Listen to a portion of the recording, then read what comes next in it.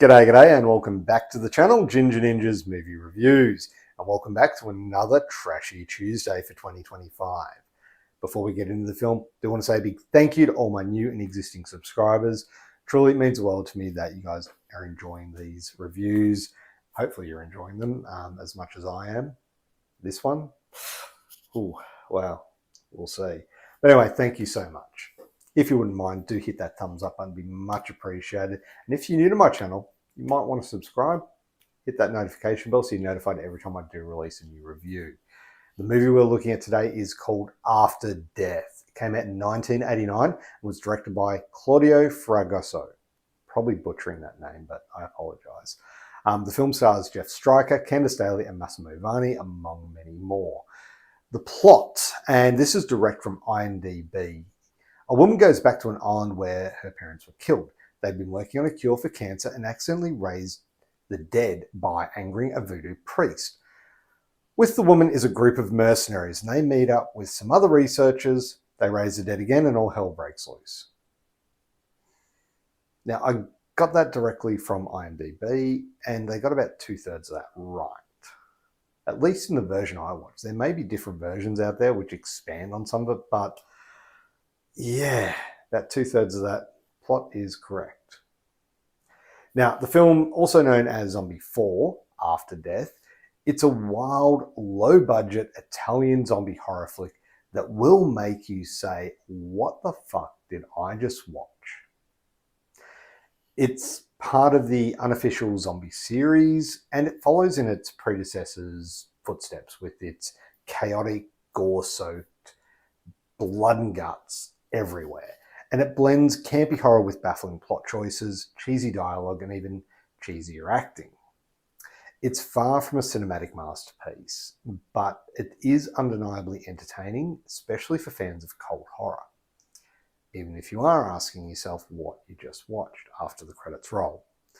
So, suspend disbelief, maybe have a drink or three, and get ready for the gruesome spectacle of Zombie 4, After Death.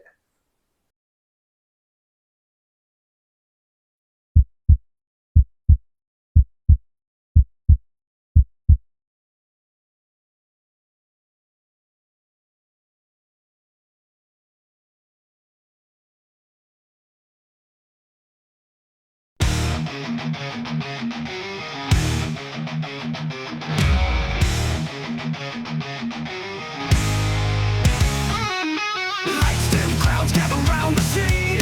Forget the fitness, but it's a trashy dream.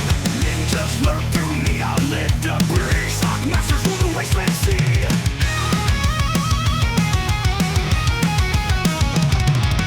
Heroes rise from garbage heaps of steel. Projectile flickers brings a trashy dream. Ninjas lurk through neon lit debris. Masters rule the wasteland sea. Heroes rise from garbage heaps of steel. Apocalypse now with a grim appeal. Trauma bound in cinema so crude. Ginger ninja slicing through the sleeves. From best of the worst, it's a screaming thrill. Trashy cinema where the nightmares build. The worst of the best under neon lights. Tuesday night we're fighting for our life. Now, I did say you might need a drink or three, so here's mine here. Now, diving straight into the cast. The acting is amateurish at best, but it is spirited. Candace Daly delivers an earnest performance despite very limited material, while Jeff Stryker brings a sort of wooden charm typical to low-budget horror leads. The characters are underdeveloped, mostly functioning as fodder for zombie attacks. You know, they're very stereotypical characters. Their motivations and backstories are hinted but rarely explored in depth, if at all. The English dubbing exacerbates the problem, making emotional moments unintentionally funny or very awkward. What makes it even funnier is that most of the cast spoke English, but the dialogue was redubbed in post-production anyway. Yeah, the acting, like I said, it's not great, but you are kind of taken out of the acting due to the absolute craziness of the situation and how they react to these creatures in front of them. Yeah, and we'll touch on that in the directing and writing. And speaking of directing and director, Claudio Fragoso, again, probably butchering that name, he had no idea that Jeff Stryker was a famous adult movie actor until after he was cast, and when he found out, he was actually really pleased. Guess that goes to go with the wooden acting. Now onto the directing and the writing, and look, the film opens with an absurdly dramatic and lengthy sequence involving a voodoo priest performing rituals in a cave, unleashing the dark forces that push the story along. Then abruptly we fast forward years later and we have the mercenaries arriving onto the same island, unknowingly stumbling upon the ancient evils. Now the young child has grown up and is with these mercenaries, should be aware of what happened previously because she kind of saw those zombies. Yeah, that's a massive plot hole. And the film is full of massive drive a truck through potholes. Yeah, it's crazy to think that this plot is actually anything resembling a story. And you know what? When they actually get to the island, what follows is just a relentless barrage of gunfire, zombie attacks, and just an erratic, almost frenzied attempt to build tension by injecting some sort of emotional attachment to characters that we barely know or really even care about. The living dead, the zombies are a mixed bunch. Yeah, and they range from shambling undead to sprinting feral creatures, even ones that talk, and it's inviting the still living to join them. And it comes off as rather odd, like they're not sure what type of zombies they're going to be. They couldn't settle on one particular style, so it's just, let's throw every single type we can think of and see what sticks. Now, talking of the zombies, let's move on to the effects. Now onto the effects, and look, in true Italian horror fashion, this film features over-the-top gore effects, including your decayed zombies, and grotesque, gruesome makeup. The effects are one of the highlights of this film. We get flesh being torn off, we get wounds, bites, blood by the bucket load. We get it all, and it's done really well. So for fans of 80s practical effects, this is definitely a highlight, despite some visual limitations and some shoddy camera work.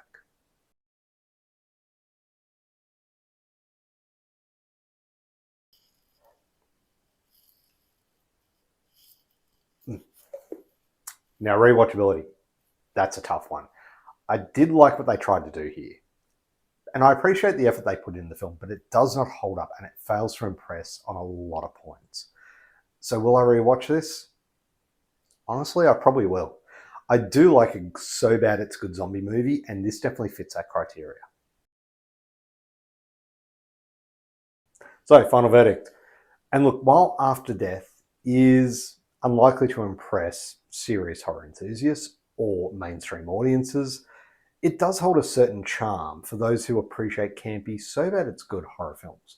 Despite its many flaws, many flaws, the film's chaotic absurdity and its relentless pace make it a curious piece of late 80s Italian exploitation cinema. For a score out of 10, I would give it a 4.5 out of 10. And there you have it. That is my review of After Death, also known as Zombie 4 After Death. Have you seen this film? If you have, let me know what you thought of it down in the comments below.